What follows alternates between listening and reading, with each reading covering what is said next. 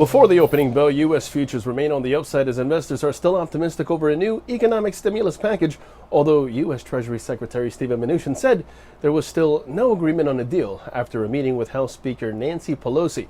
This all as 75% of S&P 500 constituents traded higher yesterday. Now, after the markets closed, PepsiCo is in focus as the company popped before hours after reporting better than expected third quarter earnings and lifting full year guidance.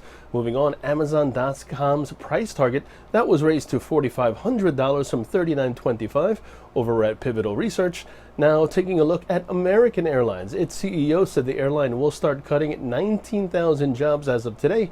The process could be reversed if the government's aid would be extended in the coming days. United Airlines also beginning to cut 13,000 jobs. Now, there are no major earnings expected today, but on the economic docket, we have a busy session before the opening bell. 8:30 in the morning, we have the release of U.S. jobless claims, both initial and continuing, as well as personal spending and personal income. 9:45 in the morning, we have market manufacturing PMI. That's the final read. 10 o'clock in the morning, we have the release of ISM manufacturing prices, as well as U.S. construction spending. Taking a look now at the markets, the S&P 500 is where we begin.